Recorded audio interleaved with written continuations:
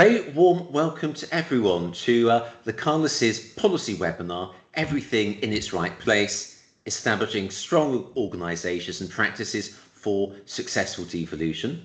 My name's Jonathan Warren and I'm the Chief Executive of Localis. For those who don't know, we are an independent cross-party think tank of place. And what brings us here today is the report we published a fortnight ago with our friends from local partnerships with the same Radiohead-friendly title, Everything in its Right Place, to look under the bonnet of devolution, to investigate where we are and what is most needed if we can have that successful interplay and interdependence between local authorities and the strategic authorities and the framework. Now we have the English Devolution and Community Empowerment Act there in practice. So to talk through the report, we have a great cast of expert speakers.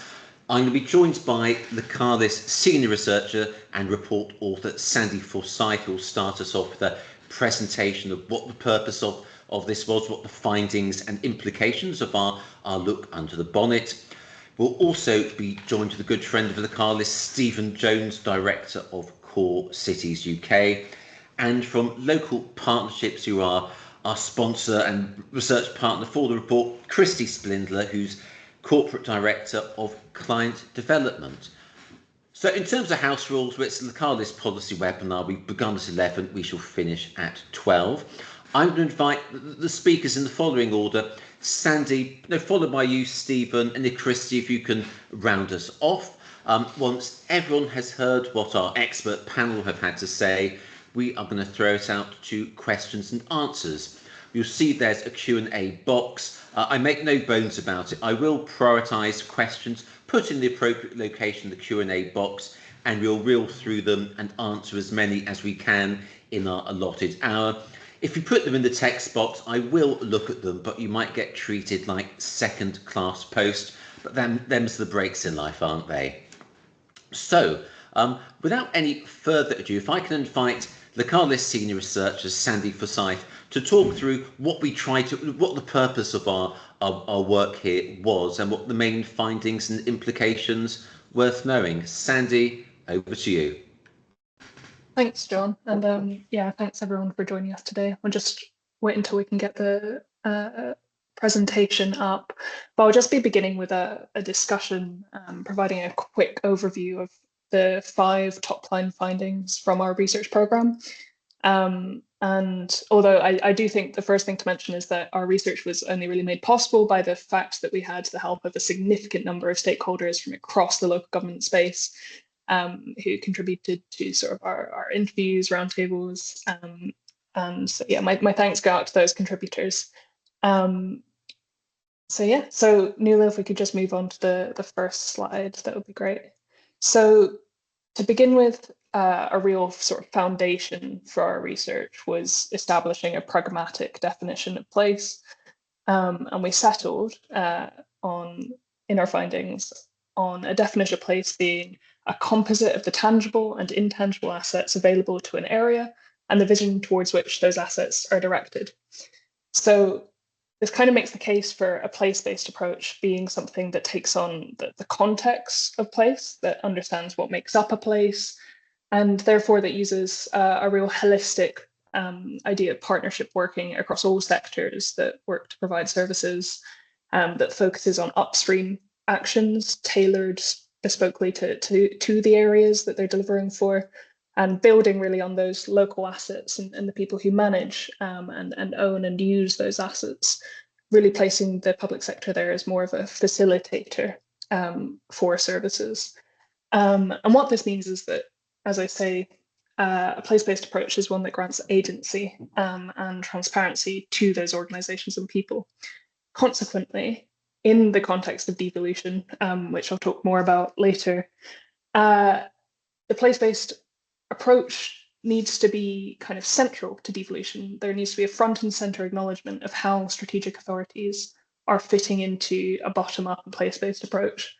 It's on a lot of people's minds how sort of the scales of these regions and the strategic focus are going to continue delivering services in mind of communities, especially with LGR going on at the same time.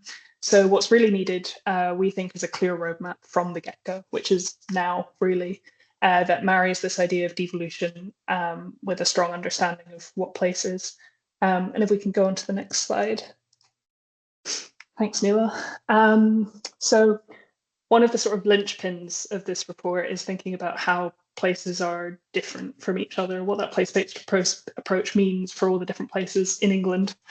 Because national policy is not really one size fits all.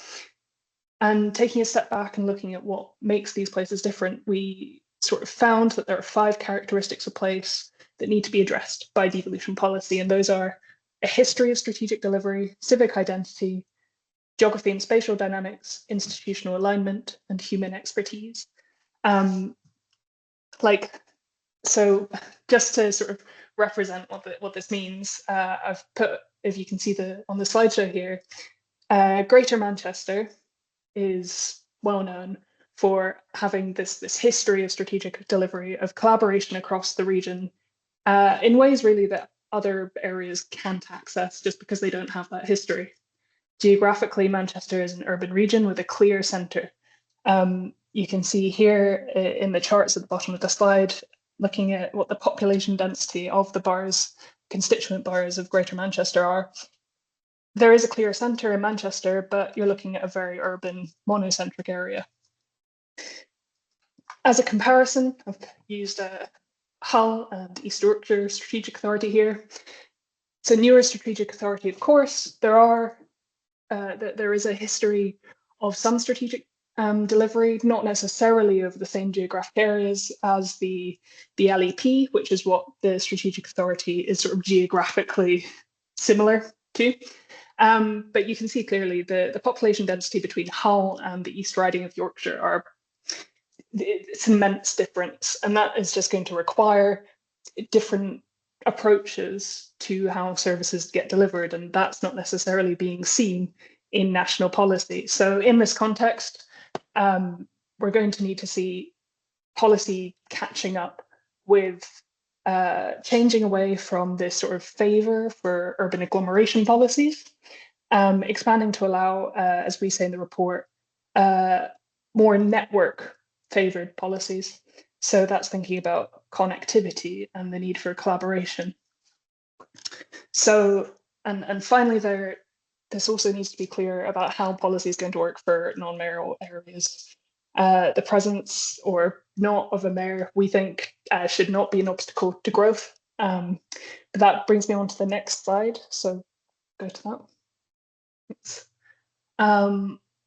Everything in its right place looked sort of at England's international peers to see about mayoral best practice and sort of the lessons to learn from that. And what I found was that the mayoral position, and this might seem obvious, but the mayoral position is a relational one. It's collaborative, and the success of mayoral strategic authorities is going to be quite dependent on the relationships that a mayor can build between themselves, their councils, their officers, and then also with their constituent authorities and the communities that they represent. And what defines the success is going to also be the ability for an authority to continue to function beyond the individual terms of those mayors. I mean, as the chart on the bottom of the slide does show, there's going to be political change across mayoral authorities, so there needs to be a stability despite political change. So what we suggest, therefore, is that when strategic authorities are set up, they do so with the confidence of having a constitution in place that goes over just some key elements that will define a direction for the authority extending beyond their political terms. These include, institutional purpose, core values, priority outcomes, and they would also benefit, really, as we argue in the report, from a formal induction process and stronger due diligence surrounding the appointment of senior officials in the authority, just to make sure that we're balancing well that ability for independent individual executive working of the mayors and long-term and strategic thinking that strategic authorities need to represent. So if we can move on to the next slide, please. So what we found looking into this is that research does show that there is no guaranteed correlation between devolution and regional growth. And that's not to say that we shouldn't have devolution, but that the form of devolution that is used needs to be one that comes with genuine decentralization and tailored policy arrangements. So I've borrowed here a summary table from a very good piece of work by Janice Morfitt and John Denham, where they themselves have summarized another piece of work from the OECD, which was compiled prior to the pandemic, but looks at what is needed to make decentralization work.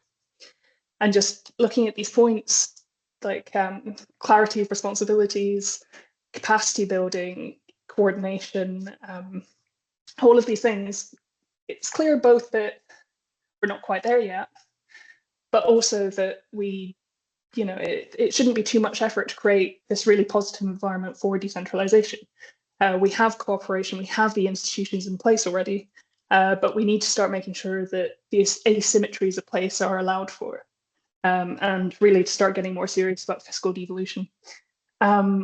Success in England is probably going to depend on making sure that having LGR at the same time as devolution is not too much of a strain on resources and governance, but that clarity for roles and responsibilities is really evident. It's positive. We say that government is talking about expanding fiscal powers to mayors, but whether these more ambitious fiscal changes will come to fruition, notwithstanding that, there needs to be serious consideration of how the benefits are provided, not just for more established areas, but to work for everywhere eventually, if that is truly the goal. And that does bring us on to the last slide. Thank you.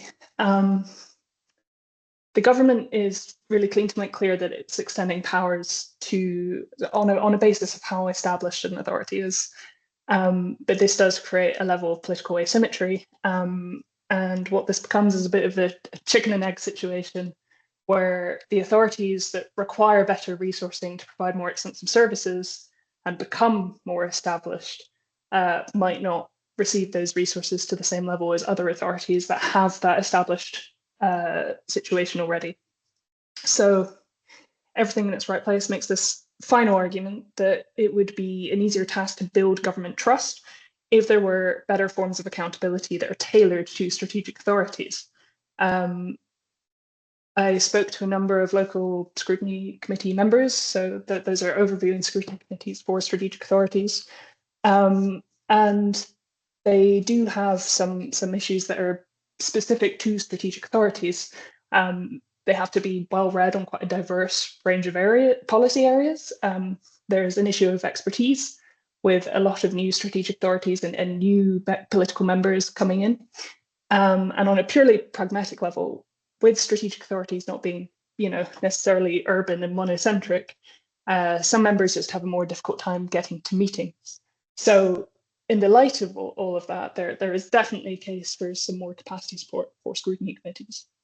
At the same time, external accountability processes, although the local audit office is likely to go a long way towards dealing with the local audit backlog, but these processes remain the realm of the centre, and quite fundamentally top-down processes. So what we finally argue is that what's needed is a reconsideration of how accountability can work for strategic authorities as their own thing, not just as an additional layer of local government. And this is going to have to include more consideration of options about how accountability can be locally embedded. That's all from me. Thanks for your time. I'll pass back over to John just now. Thank you. Many thanks indeed, Sandy, for a bravura performance setting out our work, and which is all available on the Localis website. It's all been published a fortnight ago. Obviously, the subtitle here was Establishing Strong Organisations and Practices for Successful Devolution. So I'm going to hand over to Stephen Jones, who's a very appropriate guest speaker to respond to that. From a core cities and perspective, how do you think this the current devolution plan and policy is working into either fill maps in the gap or enhance or improve things where we already have that footprint of strong devolution. Stephen, over to you. Thanks, Jonathan. Good morning, everyone. So I'm Stephen Jones, Director of Core Cities UK. So for those that don't know, we are a network of 12 city councils, 8 in England, plus Glasgow, Edinburgh, Cardiff and Belfast. So Core Cities ourselves have been pushing for devolution since we first were constructed as a network back in the 90s. I think we've been as big an advocate of this as anyone. And me personally, I've been running Core Cities for 3.5 years. Prior to that, I used to run the cities and local growth unit in sort of between MHGLG and DBT, and I've been, one of the few in Whitehall who've been pro devolution for a long time. There are more people who are becoming pro as we speak, which I think is one of the signs of success. Let me say sort of a couple of things just to sort of frame, and really keen to kind of get into a discussion, get questions from people. So firstly, well done on the report, well done Sandy, well done those who worked on it. Not only was it a useful excuse for me to listen to, once again, Radiohead's Kid A, which I've not listened to for years, and enjoyed reliving my youth. But the title was a good stimulus for that. But actually, the report's got such depth of practical examples and suggestions of where we are in devolution and where we can go next and how we can make it work. And I think what's really clear is that recognition that we are at a very sort of evolving place, and cool. So I think there was a bit of background noise, but hopefully we sorted it. So the kind of we're at a differential place in terms of where we are on devolution, and therefore a need for a nuanced and practical guide as much as anything for how to get the right decisions in the right place, the right accountability, the right governance, etc. And I think the report is incredibly rich in that respect, and I would urge all on this call and beyond to have a skim through and have a read and see how it applies and fits for the situation that you sit within. Partly as a sort of, provocation for a conversation to come now, I thought I would sort of reflect a little bit more on, on a personal level, really, where do I see the devolution debate and where do I want it to go next? And I sort of very much think we're kind of at the end of Act 1.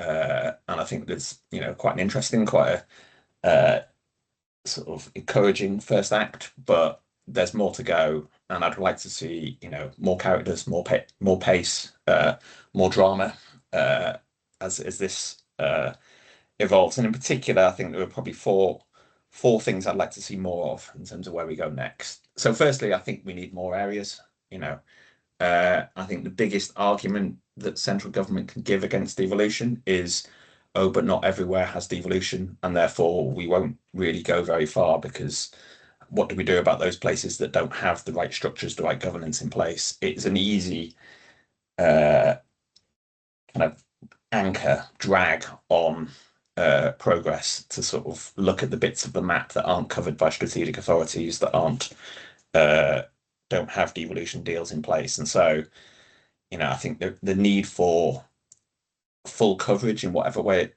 comes, and recognizing that, the diversity we already have will in terms of structures and approaches and geographies will continue as we cover up more bits of the map. But, I think that should be an explicit ambition and an ambition for local government as much as central government to make happen. Secondly, there's still loads of levers and powers that could and should be devolved that we haven't really made much inroad into at all in the devolution deals to date. The kind of, the provision in the Act for a right to request is nice, but it's a little bit passive. I think there is an opportunity to really go again. Who knows what happens tomorrow and what the implications of that might be for where the UK government's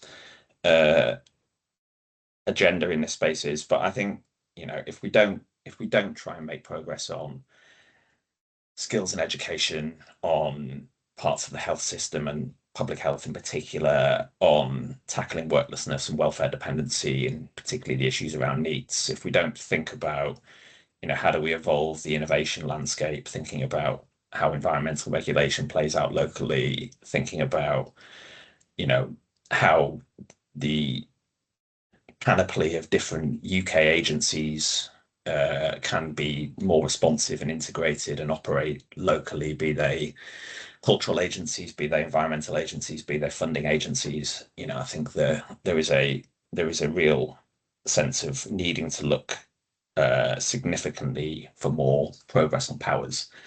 The third area, and one that's definitely gone in the wrong direction during the first act, is thinking about where the resourcing is. And I still get struck by the quite startling analysis that the Centre for Progressive Policy did a couple of years ago, that showed that while total employment in public administration in the UK is back to 2010 levels, we've gone from a situation where in 2010, 52% of those employees work for central government and 48% work for local government, to a situation now where 2/3 work in central government and 1/3 work in local government. And so we have this situation where central government says, we'd love to do more on devolution, but we're unsure about the capability and capacity to kind of move at pace. And it's like, well, yeah, because you took our people. And so I think there is a real need to kind of have a huge transfer of resourcing, both to local and strategic authority, to have that capacity in place. And to not have, that isn't the answer of more civil servants being placed in other parts of the country, man marking at local authority. It's people actually working for local and regional authorities. And I think that is, a major change that we need to see. And then finally, there's an element of a need for more autonomy.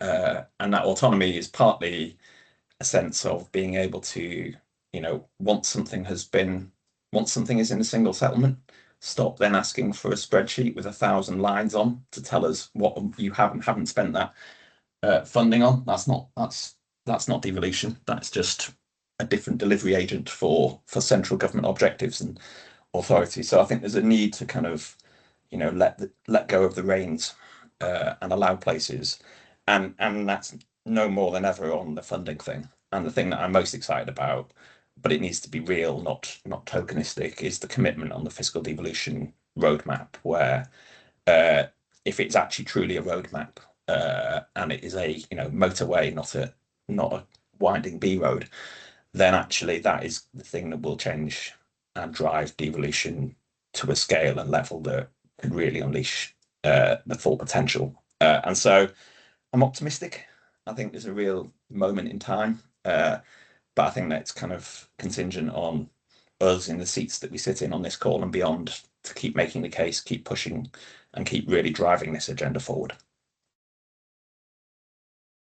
Thank you.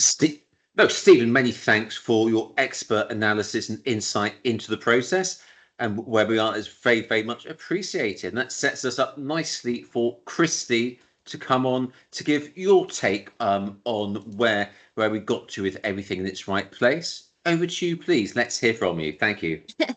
Thanks, Jonathan, and obviously as the sponsoring organisation, thank you for the report.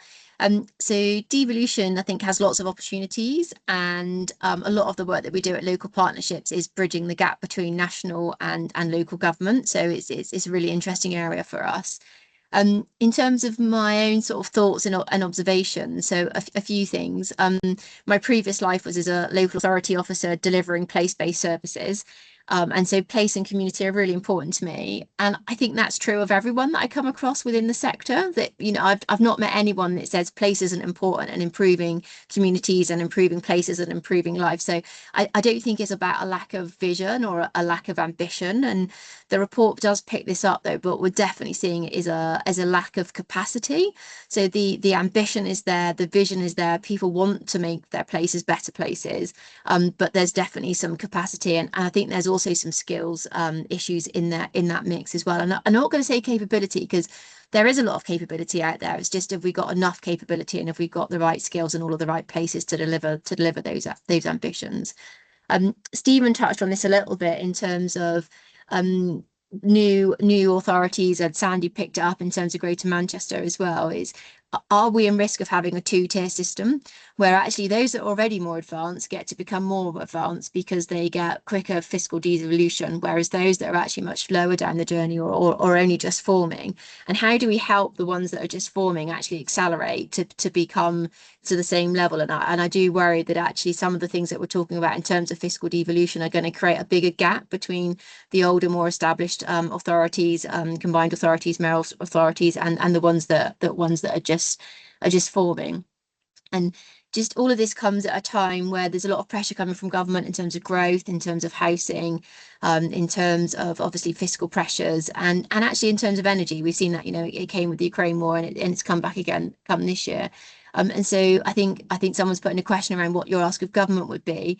And actually, I think one of my asks would be around more joined up government in terms of some of the things that are going on. So we've got MHCLG with devolution, but actually, what about DEFRA? Where are DEFRA on devolution? What are they doing in that space? Where are DESDES within this space? And we talk about growth, and yet growth can't happen without energy.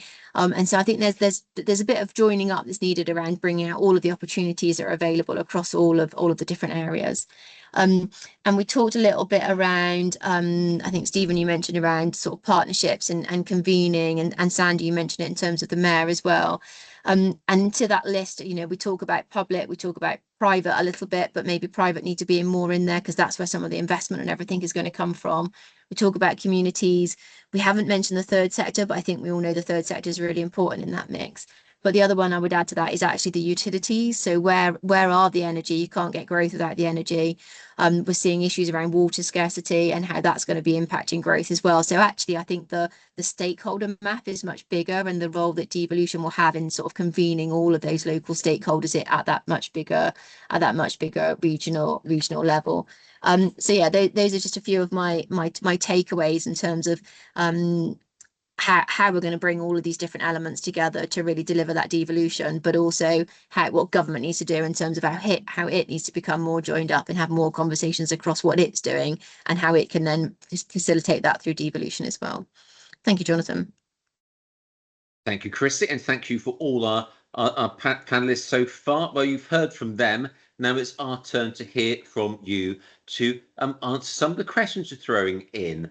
Start off with Kieran Herwood, an old friend of Localis. Great to hear from you. Now you're doing LGR policy support work. And yeah, you make some point about asymmetry. I think the starting point for our work is the asymmetry in devolution within England is now as disparate and as extreme as the asymmetry between the devolved governments. Kieran asked, given the asymmetry of the decentralisation environment, what have existing successful mayoral strategic authorities done that future MSAs should keep in mind beyond building good relationships? In terms of best practice here, beyond like the relationship side of thing, what can the newly emergent MSAs learn from their trailblazer predecessors? Anyone want to take that on? I can give a quick start. So I think one of the things that really came through in sort of our roundtables and speaking to people on this was specifically that what differentiates often environments for success in MSAs is the ability to allow things to happen sort of organically and flexibly, because these institutions have grown around or within an environment where policy hasn't necessarily been like strictly uniform for every institution, which means that you say beyond relationships, but they are quite integral. So if relationships are built between authorities, between constituent authorities, between the public and private sectors, both having the ability built in within sort of senior leadership and officers to have these happen organically and then continue, that's really important. And also sort of letting collaboration happen, not just based on geographic proximity necessarily, but more on what specific service delivery needs are, which is why providing those national overviews of what these asymmetries mean for place is really helpful, I think. Yeah. Many thanks, Sandy. Stephen, you've got your hand up. Please, let's hear from you. Yeah, so sort of slightly to build on Sandy, I think, I wouldn't necessarily say beyond relationships, because I actually think relationships is the most important thing to learn. But the other thing I would add is the point I was making about resourcing. And, we have massive in this country, we have massive institutional optimism bias in terms of how quickly setting up a new institution in whatever form, be it a national agency, be it a new functioning business, be it a new kind of research center, or be it a combined authority, it just takes time to get these things up and running and to get them operating. And the sort of expectation that on day one they can be effective and deliver huge sort of funding programs or whatever the things are, we get that wrong continually, and then before they've really got time to establish themselves, we then get bored of them and try and abolish them. So there's a kind of lessons learned about not falling into what I'll describe as the LEPS trap. But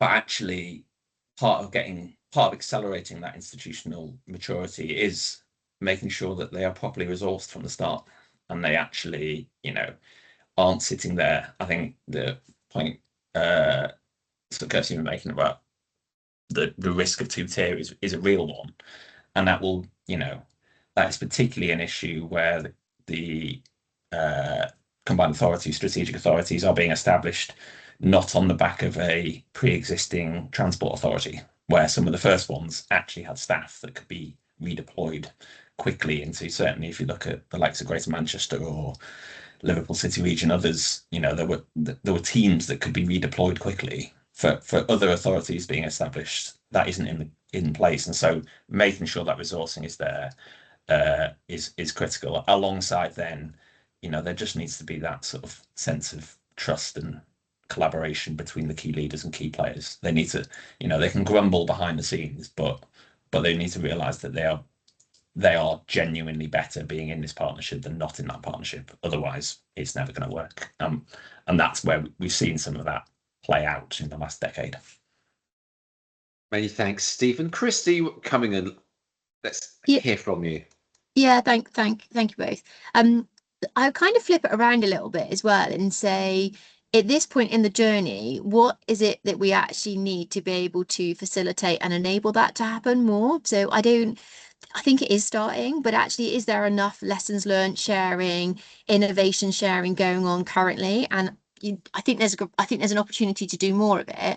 And against that backdrop of capacity issues, and against that backdrop of the skills and that we just were touching on, actually, what are the frameworks and the mechanisms of how we make sure that actually that does happen going forward? And actually, what are the lessons and how do we pour them out so that it continues to be organic? And you touched on it in terms of the importance of the relationships, but maybe it needs something a bit more structured, a bit more around it to help that mechanism really, really flow, so that we don't have the same conversation in a couple of years' time, but actually everybody knows what is good, what's bad, and what lessons have been learned across from the different authorities.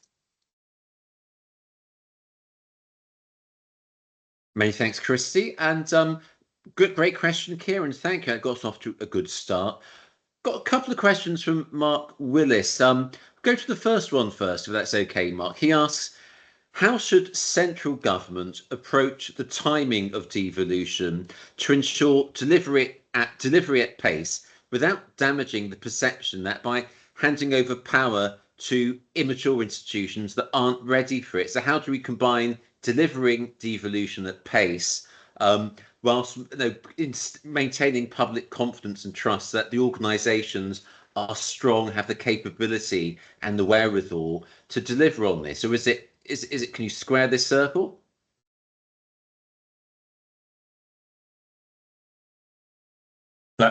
Let me come in and also build on you. my answer to the previous question here. I think it's sort of really putting in place a kind of realistic co-produced central and local implementation plan, I think, is really important. And it's kind of, the risks are both sides. The current risk of not putting in the resourcing, the structures, the operating models, alongside handing over the powers, means that you're just reluctant to hand over the powers, and you create this sort of two-tier issues that we have.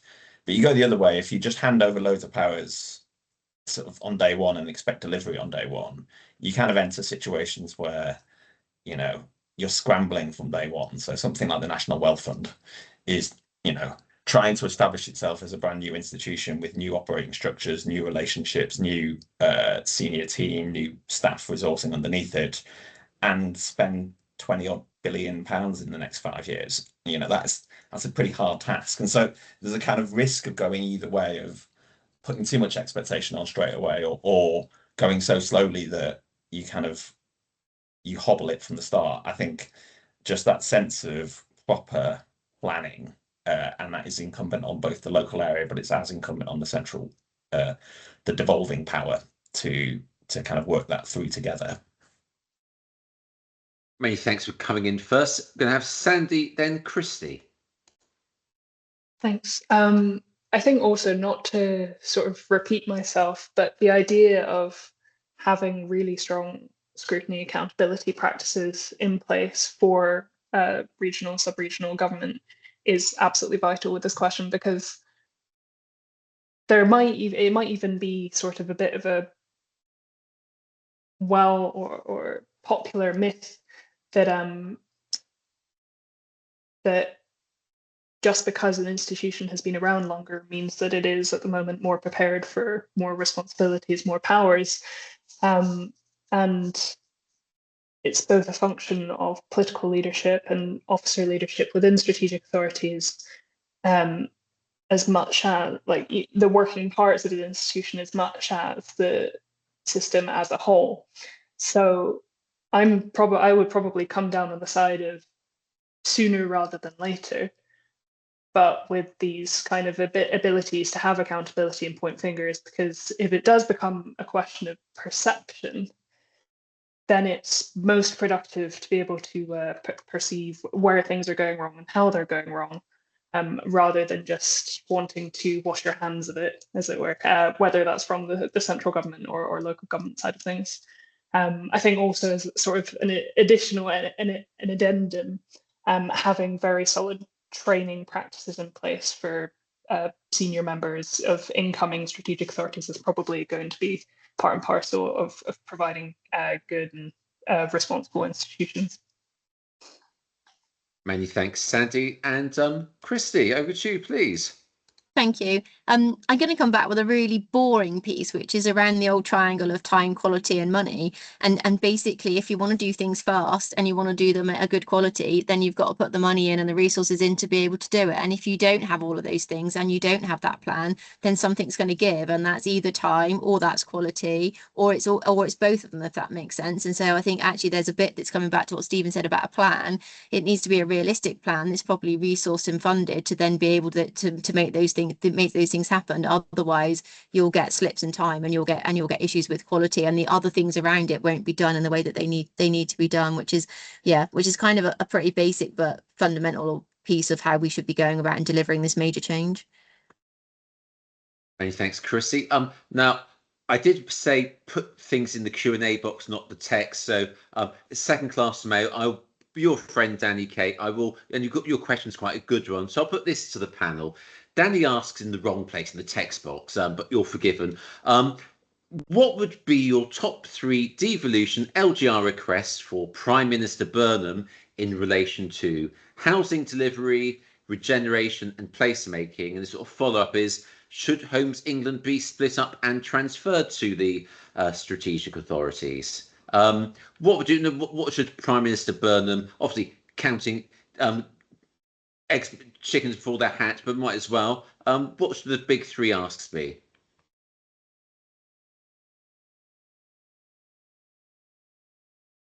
Stephen, you're up first. Thank you very much. Cool. So it is slightly counting chickens, but I used to work in a bookie, so I'm willing to at least take a bit of a punt on the 70% chance that he does become the next Prime Minister. The so I think that I think in a way I'll go back to sort of my opening. I think we have to do a significant thing on skills and employment support and needs in a devolution space. I think that needs to be big and bold.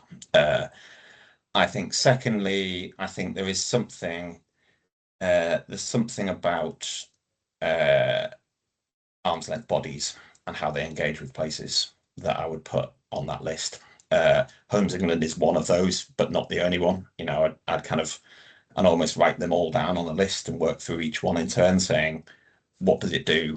Why should it be done at a national level? And kind of start as a kind of almost a sort of zero-based approach to look at these things. And then thirdly, I'd put rocket boosters on the fiscal devolution debate, and the roadmap on that needs to be front and center. So they would be my three.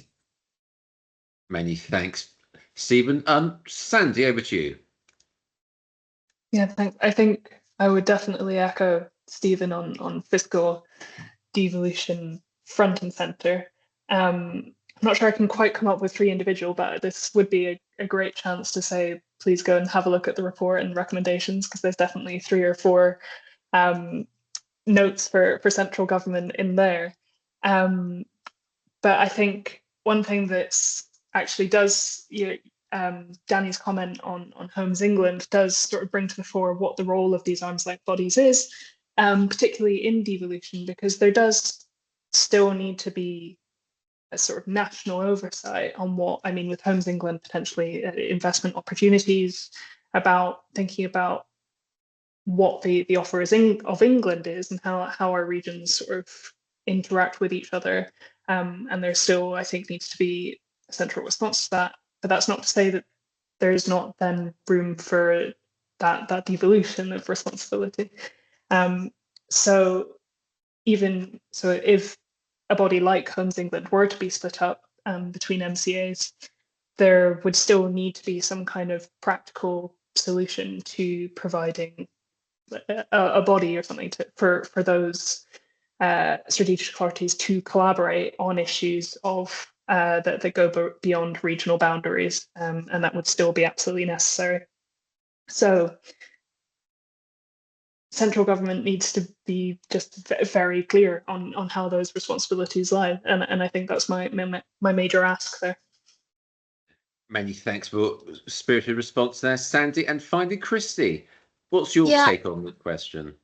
Yeah, I think it comes back to where I started some of my stuff was around needing a more join up across Whitehall as well. So to deliver housing, there's multiple bits that need to happen. Energies, utilities, water quality, nutrient neutrality. That's not something that sits with one department or with one agency. And so actually that really joining up of all of these different bits, because to really delivering the housing that needs to be delivered at scale, the whole system needs to come together in that piece to be able to do that. And that needs utilities, it needs private, it needs public. And that also just links in, I think, with the skills bit as well. Actually, all of these different elements need to come through, because it's not a one department fixing it, or even through the funding of the money. It's multiple departments and multiple pieces needing to come together to make that jigsaw work. And I think, just building on the fiscal point a little bit, it's also around some of the consistency and the longevity of it.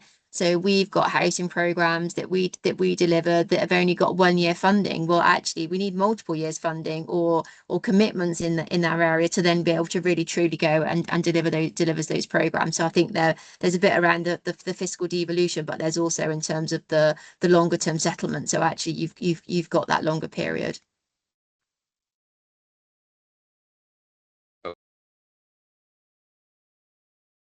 You've gone on mute, Jonathan.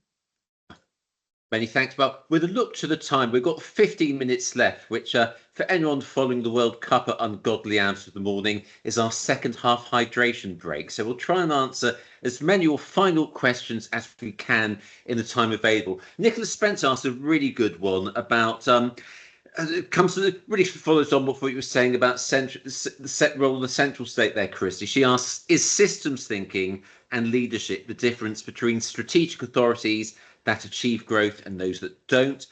Nicola's reflection is that central government is asking for local authorities pre-Devo and strategic authorities and constituent councils post-Devo to perform sophisticated, game-changing systems leadership when central government itself is highly disjointed and not performing its own system leadership role well enough. Is this the game changer? Systems leadership? Is there more than this?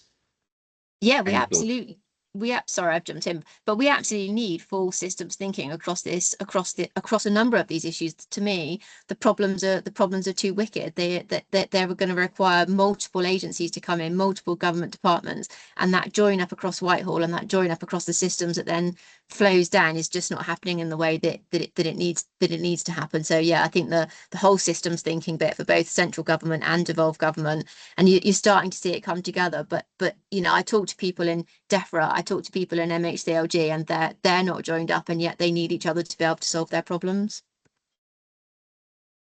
Many thanks. Stephen, Sandy, you want to come in? Or Sandy, you first to the buzzer. I'd probably come in quite briefly, but to say that it is still very hard to define what has made a successful strategic authority as opposed to what hasn't, because they've not actually been around for very long at all. And a lot of these, wicked problems, as Christy rightfully points out, are really long-term issues. Can we look and this is where things like the introduction of integrated settlement outcomes frameworks for thinking in the long term about what to do with funding, how to divide funding and put those responsibilities on places to do cross silo working to base them on outcomes is probably going to be quite integral to how these systems function in the future and how they are set up now. But yeah, as I say, it's sort of almost yet to be seen what the difference is. But I think, yeah, as Christy does say, I just re-echo that systems thinking absolutely will be at the centre of it, and cross-departmental, both central and strategic government, absolutely. Many thanks, Sandy. Stephen, given your great experience at the heart of the civil service, cities and local growth unit, what do you see the role of systems leadership here? So I think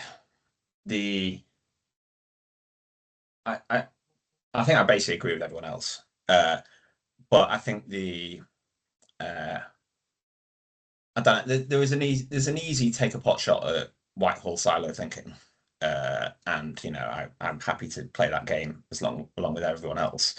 I think that the way I think in this agenda we solve that is to not try and worry about Whitehall join up. It's to get the join up right at the local level and get the powers and autonomy right at the local level. And then if Whitehall doesn't want to talk to itself, if we've got a situation where we have genuine devolved authority and power, then you can crack on and do it. If we look at some of the debates in states of the US, they don't spend as much time worrying about what's happening in Washington because actually they've got quite a lot of devolved power and devolved control, and I think there's a sort of similar direction we can aim for and achieve in this. Thank you, Stephen. Christy, you wanted to come back in, please. Yeah, I think that's an interesting point, Stephen, because what we need to make sure happens is that the legislation and the policy levers are right for the different elements, and I don't always see that, if that makes sense. So yeah, we can devolve the powers, but we've actually also got to make sure that we've got the right legislation and the right policy levers, and sometimes I don't even see those as working together to get the outcomes that we're trying to achieve, if that makes sense. So yeah, so I agree, but also with the caveat that the stuff right at the very top's got to be right. Many thanks indeed. Trying to answer this one from Charles James. I'll try and a great question. I'll try and abridge it for time purposes. He mentions that the Greater Cambridge Development Corporation was established the day before Everything That's Right Place came out. I guess the question you're trying to ask, Charles, is that how do we consider the situation? Is it given the previous issues? Peterborough and Cambridge are seen as not being optimal in terms of delivering devolution. Should we just junk the local and the democratic and push through with development corporations to achieve national government priorities? And what's the democratic deficit here? Is it one worth taking on?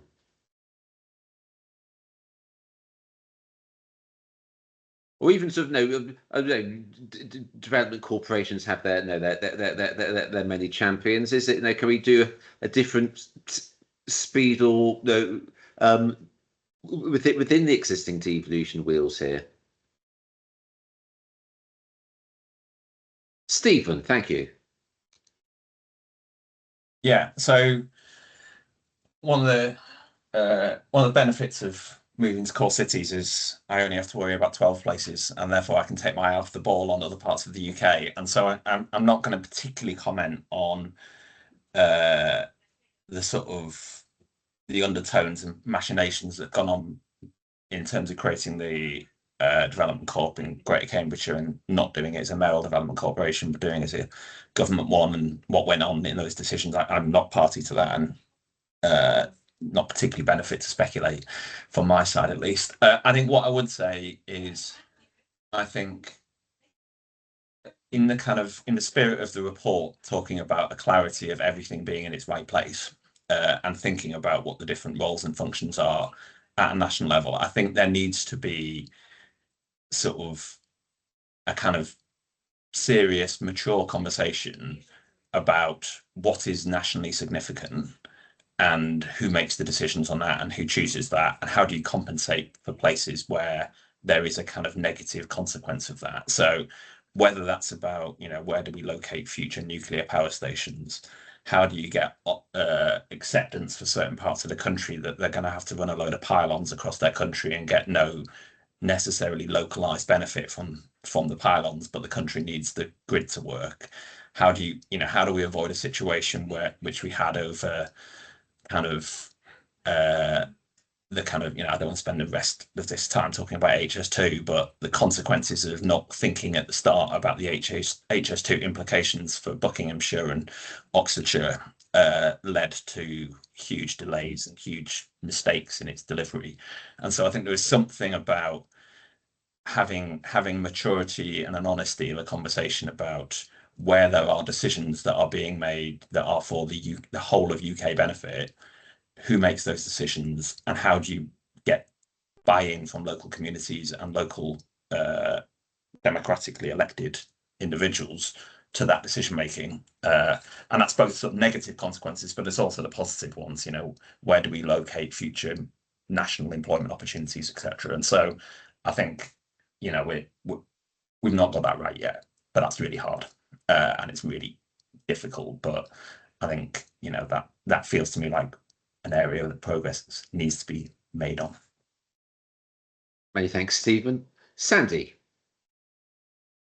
Yeah, I think both I would sort of echo what Stephen was saying there, return to my earlier point on Homes England, that there does absolutely still need to be some form of, we talk about collaboration across regions, there still needs to be some form of central direction, often in many of these areas. But also there is an idea here that, if there is a danger that government just turns its back on devolution, despite the progress that has been made, and that is, if that is a danger or not, that having very good frameworks in place to say when things do or do not go well will be absolutely vital, and having the transparency there to avoid just the bringing up of justifications for stalling progress. As everything in its right place points out, the asymmetries of place are not necessarily going to just be about what the opportunities of places are. They're also going to be what is in the way, what are the obstacles to growth. So understanding that in this context of calling for greater innovation, greater flexibilities around innovation is really important, because the thing is, innovation and experimentation does not come without failure. That's the point almost, and it's a hard thing to grasp, I think, for policymakers, especially if they call for greater innovation, that's going to sometimes come with flaws. But yeah, understanding that that's going to happen would be great if central government could still continue to progress devolution at the same time. Many thanks, Sandy. Any quick response to that, Christy, before we move to our final question? I think it will be. Okay, well, we're getting towards close of proceedings. Rob Miller poses a really good question. And thanks for posting in the right place. The emphasis on values, Rob says, that the emphasis on values that endure beyond political cycles, he says, was interesting. Does the political volatility we now have mean this is a realistic goal? Are there ways that the new strategic authorities can mitigate this volatility? Any sort of quick final thoughts or reflections on, no, because Sandy, because these institutions have to live in a political environment. What's it take? Sandy, then Stephen, final word, Christy.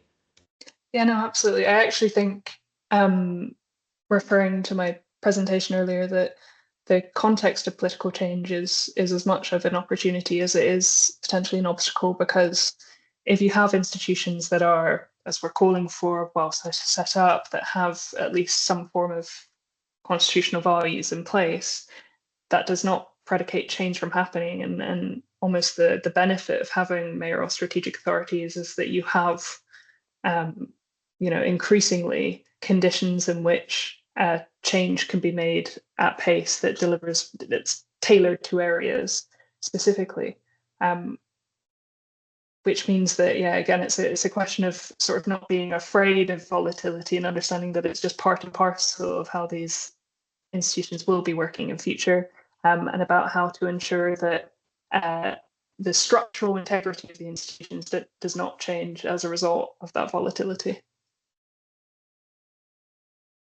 Many thanks, Andy. Stephen, let's hear from you. Thank you. 4 quick thoughts on this. Firstly, I think the political volatility point, once you get down to the local level, actually the motivations for the individuals are quite similar. They want to make their place better. They have slightly different views of how to do that, but if I take the sample of election material that landed on my doorstep in April, pretty much everyone wanted to sort out the potholes. Everyone was worried about, greenbelt erosion. Yeah, actually, the kind of the practical reality of place-based politics is not as dramatic as the stuff that lives online. Secondly, it's about the individuals, and the personalities is more important. You can get personalities from the same party or different parties, some of which are collegiate and want to work together and practical and pragmatic, and others are point scoring and narcissists and vindictive, and that's just part of the nature of the politics. That's not particularly party political.